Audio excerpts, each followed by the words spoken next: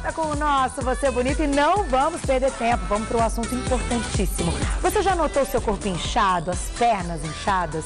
As mulheres, para as mulheres isso é constante, né? Vamos combinar que a gente sempre se incomoda quando a gente sente que está retendo um pouco de líquido. Mas às vezes não é retenção de líquido não, é algum problema na circulação. É isso que a gente vai conversar hoje com o Dr.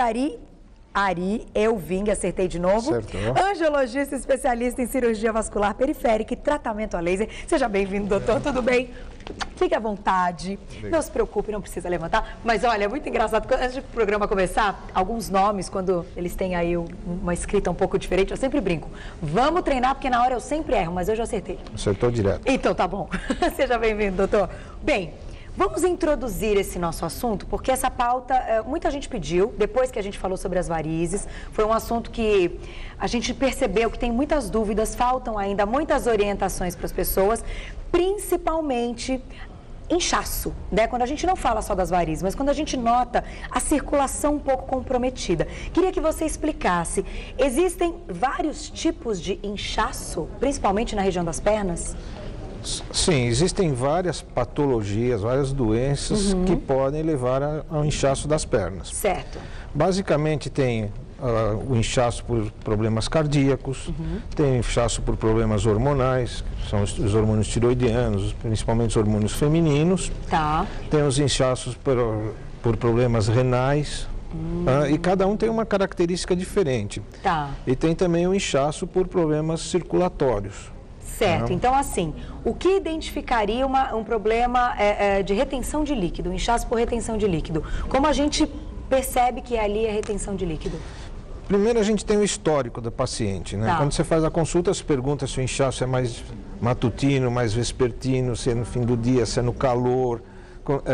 Pergunta também a parte hormonal, se tem alguma alteração, mas basicamente a gente, pelo exame físico associado ao histórico, a gente consegue já detectar 90% dos inchaços. Isso é super importante, então claro que tem que procurar um médico de qualquer maneira.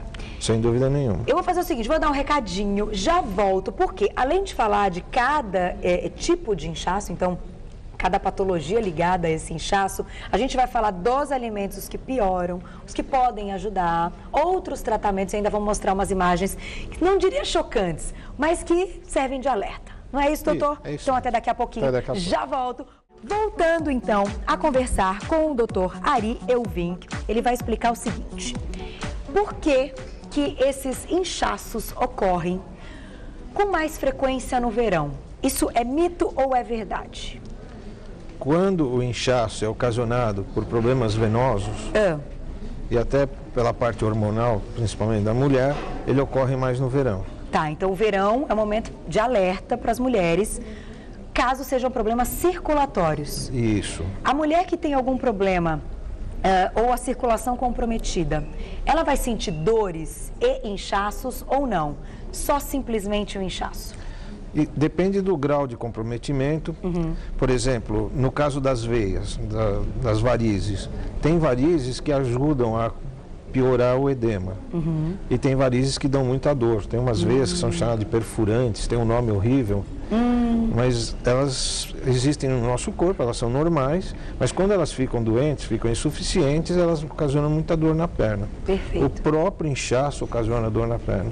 Aí dá aquela indolência, peso, cansaço nas pernas, aquela falta de vontade de trabalhar. É um peso, então. A perna fica bem pesada.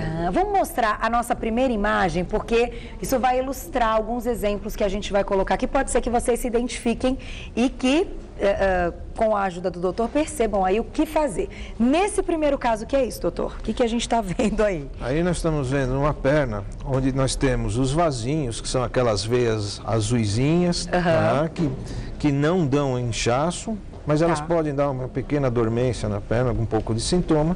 E abaixo do joelho, duas protuberâncias, e essa veia que aparece, uma bolinha, é a chamada veia perfurante. Ah, entendi. Às vezes você pode ter até uma safena normal, e com a safena normal você tem a perfurante insuficiente, a perfurante doente, você vai ter dores nas pernas. E também dá muito inchaço. É o caso de uma perna que tem um problema circulatório. É uma perna com problema circulatório. Visível. Visível. Então vamos para a próxima imagem para ver se tem alguma diferença, porque são alguns casos, algumas coisas que podem ocorrer. Esse caso já é diferente. Esse caso é totalmente diferente. Aqui é um problema circulatório basicamente estético. Tá. Então, se você pega uma paciente que tem esses vasinhos e você examina a paciente e ela apresenta edema, aí nós temos que estudar outros problemas circulatórios para ver qual o motivo do edema e até outros problemas de saúde. Entendi. Então, não é tão notável assim que ela tenha um caso tão grave quanto o primeiro que a gente viu. Mas, assim, a gente consegue ver que não está bonito. Ela está ficando incomodada. Esteticamente está incomodado, e se tiver o edema, a gente tem que estudar. Pode ser um problema de circulação, uma safena comprometida.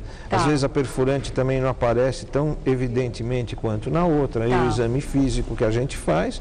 E aí temos que ir atrás também dos problemas cardíacos, renais, os hormônios e os vasos linfáticos também, que eles ocasionam muito inchaço.